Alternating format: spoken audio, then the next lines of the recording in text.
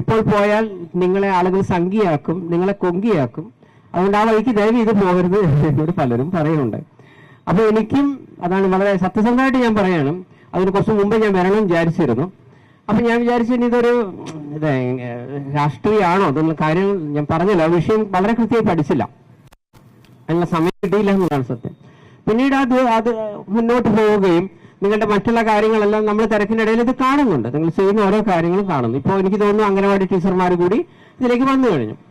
ശരി, അപ്പോഴാണ് നമുക്ക് ഞാൻ ചിന്തിച്ചത്, ഇതിപ്പോ ഒരു രാഷ്ട്രീയ പ്രേരിതം എന്ന് പറയാൻ പറ്റുമോ? ഇപ്പൊ കേരളത്തിലെ മുഴുവൻ ആശാ വർക്കർമാരും ഒരു പ്രത്യേക രാഷ്ട്രീയത്തിലോ ഇല്ലേ, എല്ലാവരും അങ്ങനെ ആവണമെന്നില്ലല്ലോ, അങ്ങനെ വരില്ലല്ലോ. മാത്രമല്ല പിന്നീട് ഞാൻ ആലോചിച്ചു, ഇതൊരു ഉപജീവനത്തിന് വേണ്ടി അല്ലെ, ഒരു ബേസിക്സിന് വേണ്ടിയിട്ടുള്ള ഒരു സമരമാണ്. അല്ലാതെ ഞങ്ങൾക്ക് ഇതുകൂടെ വേണം അതുകൂടെ വേണമെന്ന് പറഞ്ഞിട്ടല്ലല്ലോ. ഇങ്ങനെ ആലോചിച്ചു. പിന്നെ നമ്മൾ ഒരു കാര്യത്തിന് പോകുമ്പോൾ എല്ലാവിധ ആശംസകൾ നേരുന്നു എന്ന് പറയുന്നത് കൊണ്ട് മാത്രം അതുകൊണ്ടൊരു കാര്യം ഉണ്ടെന്ന് എനിക്ക് തോന്നുന്നില്ല. കാരണം മുമ്പ് എന്നോട് എൻ്റെ അമ്മ പറഞ്ഞൊരു കാര്യമാണ്, സഹായിക്കാൻ കഴിയാത്തവൻ സഹതപിച്ചിട്ട് കാര്യമില്ല എന്ന് പറയും. എന്ത് കാര്യമായാലും നമ്മൾ അയ്യോ ഇങ്ങനെ ഒരു അവസ്ഥ വന്നല്ലോ, എന്നോട് അമ്മ ഒരു എക്സാമ്പിൾ സഹിതം പറഞ്ഞാണ്.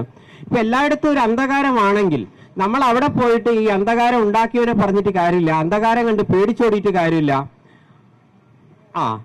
അല്ലെങ്കിൽ ഞാൻ ഇവിടെ നിൽക്കുന്നില്ല എന്നാണ് ഓടിയിട്ട് കാര്യമില്ല. ഇതൊന്നും അല്ല വേണ്ടത്. അന്ധകാരമാണെങ്കിൽ അവിടെ പോയിട്ട് ഒരു മെഴുകുതിരിയും കത്തിക്കുക. മെഴുകുതിരി കൊണ്ട് മൊത്തം വെളിച്ചം കിട്ടുന്നില്ല, പക്ഷേ ആ മെഴുകുതിരി കൊണ്ട് ഒരു കുഞ്ഞു സ്ഥലത്തെങ്കിലും ഒരു വെളിച്ചം കിട്ടിയാൽ അതൊരു കാര്യമാണ്. അല്ലെ, വിശക്കുന്നവനെ കണ്ടു കഴിഞ്ഞാൽ നിനക്ക് ഇങ്ങനെ വിശപ്പ് വന്നല്ലോ, അല്ലെ വിശപ്പ് എന്ന് പറഞ്ഞിട്ട് ഒരു കവിത എഴുതി ഞാനൊരു സാംസ്കാരിക ആളാണ് അതും വെച്ചിട്ട് ഞാനൊരു അവാർഡ് വാങ്ങിച്ചുകൊണ്ട് കാര്യമില്ല. വിശക്കുന്നവനെ കണ്ടാൽ നിങ്ങളെ മുന്നിൽ രണ്ട് ഓപ്ഷനുള്ളൂ. അമ്മ പറഞ്ഞു, ഒന്നുകിൽ പോയിട്ട് എന്തെങ്കിലും ഭക്ഷണം വാങ്ങിച്ചു കൊടുക്കുക, ഓപ്ഷൻ എ. കയ്യിൽ പൈസ ഇല്ലെങ്കിൽ ഇങ്ങനെ ആളെ കണ്ടിട്ടില്ല എന്ന് പറഞ്ഞാൽ നീ മൈൻഡ് ചെയ്യാണ്ട് നോക്കിയോ, ഇത് രണ്ടും നല്ലതാ, കുഴപ്പമില്ല. അതല്ലാതെ അയ്യോ ഏട്ടാ നിങ്ങൾക്ക് ഇങ്ങനത്തെ ഒരു വിഷമം വന്നല്ലോ എന്നുണ്ട് ഓൾറെഡി വിഷമിരിക്കുന്നവനെ ഒന്നുകൂടെ വിഷമം കൂട്ടേണ്ട ആവശ്യമില്ലല്ലോ, അല്ലെ അവനെ മുന്നിൽ നിർത്തി ചാരിറ്റി പിരിവ് നടത്തി 10 രൂപ ഉണ്ടാക്കേണ്ട ആവശ്യമില്ലല്ലോ. അതുകൊണ്ട് ഞാൻ ഇവിടെ വരാൻ ലേറ്റ് ആയതിന്റെ രണ്ടാമത്തെ കാരണം, എന്തെങ്കിലുമൊക്കെ ഒരു പ്രോഗ്രാം കഴിഞ്ഞ് എന്തെങ്കിലും കയ്യിലൊരു 10 രൂപ വന്നതിന് ശേഷം എന്തെങ്കിലും ഒരു സഹായം ചെയ്യാം. ഞാൻ വെറുതെ ഇവിടെ വന്നിട്ട് എനിക്കിപ്പോ എന്റെ ഒരു ഫോട്ടോ കാണിക്കലോ അല്ലെങ്കിൽ സന്തോഷപ്പെട്ടിട്ട് വന്നുന്നുണ്ട്, എനിക്ക് ആരെ മുന്നിലൊന്നും ജാട കാണിക്കാൻ എനിക്ക് താല്പര്യമില്ല. അപ്പൊ എനിക്ക് എന്റെ അമ്മ പറഞ്ഞ് എനിക്ക് ഓർമ്മ വരുന്നു, ഒരു സംവിധാനം ഇപ്പോ പലരും വിചാരിക്കും ഒരു സമരം നടത്തുമ്പോൾ അതിലിപ്പോ എന്താണ് ഒരു ചെലവെന്നായിരിക്കും പുറമേ നിന്ന് കാണുമ്പോൾ മനസ്സിലാക്കുക. ഞാൻ പറയുന്നു, എനിക്ക് മനസ്സിലാക്കാൻ പറ്റും ഒരു സമരം ശരിക്കും നടത്തുക എന്ന് പറഞ്ഞാൽ അത്യാവശ്യം എക്സ്പെൻസീവ് തന്നെയാണ്. ഞാൻ മനസ്സിലാക്കിയൊരു കാര്യമാണ്. അതിനുവേണ്ടി ബാക്കിയുള്ള കാര്യങ്ങൾ ചെയ്യാനാണെങ്കിൽ ബേസിക്സ് ആയിട്ടുള്ള പല കാര്യങ്ങളും ഒന്നും വെറുതെ കിട്ടുന്നില്ലല്ലോ. പ്രത്യേകിച്ച് നമ്മൾ സമര സമയത്ത് നമുക്ക് ശമ്പളം ഉണ്ടാവുകയില്ല അല്ല, അതും പോവും. അപ്പൊ അതുകൊണ്ട് അവരുടെ ആവശ്യങ്ങളിലേക്ക് നോക്കുകയാണെങ്കിൽ ഒരു 7000 രൂപയാണ് ഇവരുടെ ഇതെന്ന് ഞാൻ ഇനി ഇവരെ വിഷയം പഠിച്ചപ്പോൾ മനസ്സിലായെന്നാണ്. അപ്പൊ 7000 രൂപ എന്നുള്ളത് ഒരു കുറച്ചുകൂടെ മാന്യമായ ഒരു ശമ്പളം കൊടുക്കണം എന്നാണ് അവർ പറയുന്നത്. രണ്ടാമത്തത് ഞാൻ മനസ്സിലാക്കിയെടുത്തോളം ഇപ്പൊ 62-ാം വയസ്സിലാണ് അല്ല മാഡം, 62-ാം വയസ്സിലോട്ടാണ് ഇവരുടെ പെൻഷൻ വരുന്നത്. ഈ പെൻഷൻ പറ്റുമ്പോൾ ബാക്കിയുള്ള എല്ലാ ആളുകൾക്കും ഒരു നിശ്ചിത പൈസ, നല്ല ഒരു കുഴപ്പമില്ലാത്ത നല്ലൊരു പൈസ അവർക്ക് കിട്ടുമ്പോൾ, ഗ്രാറ്റുവിറ്റി മറ്റുള്ള പല സംവിധാനങ്ങളും വരുമ്പോൾ ആശാ വർക്കർമാർക്ക് 1 രൂപ പോലും കിട്ടുന്നില്ല അല്ലെ, ഇതല്ലേ സത്യം? അപ്പൊ രണ്ടാമത്തെ ആവശ്യം അവർ പറയുന്നത് 62 വയസ്സ് പിന്നിട്ട് കഴിഞ്ഞാൽ അവര് ജോലിയിൽ നിന്ന് പിരിയുമ്പോൾ ഒരുവിധം മാന്യമായ 5 ലക്ഷം ഒരു 5 ലക്ഷം രൂപയെങ്കിലും ഞങ്ങൾക്ക് കിട്ടണം എന്നാണ് അവരുടെ ആവശ്യം. അത് കേൾക്കുമ്പോൾ റീസണബിൾ ആയി തോന്നും. പിന്നെ ഇവർ പറഞ്ഞതിന് ശേഷം ഞാൻ മറ്റുള്ള സംസ്ഥാനങ്ങളിലും നോക്കി എന്താണ് ഇവർ, ബാക്കിയുള്ളവർക്ക് നോക്കണമല്ലോ, അല്ല നമുക്ക് കൂടി തരണം എന്ന് പറയാൻ പറ്റില്ലല്ലോ. അപ്പൊ ബാക്കിയുള്ള സ്ഥലങ്ങളിൽ ഞാൻ മനസ്സിലാക്കുന്നത് സിക്കിമിൽ 10,000 രൂപ അല്ലെ ആശാ വർക്കർമാർക്ക് കൊടുക്കുന്നുണ്ട്. അതോടൊപ്പം കർണാടകയിലും 10,000 ആക്കി എന്നുള്ള അല്ല മേഡം 10,000 ആക്കി എന്നുള്ള അറിയാൻ സാധിച്ചു. അപ്പൊ അല്ല അവിടെ സിക്കിമിൽ കൊടുത്തു, കർണാടകയിൽ കൊടുത്തു, ഇവിടെ കൊടുക്കണം എന്നല്ല കേട്ടോ ഞാൻ പറയുന്നത്. അത് സർക്കാർ തലത്തിൽ അനുഭാവപൂർവ്വം പരിഗണിക്കാം. പിന്നെ 7,000 17,000 ആക്കണം എന്നൊന്നും ഞാൻ സ്ട്രൈറ്റ് ആയിട്ട് പറയുന്നില്ല.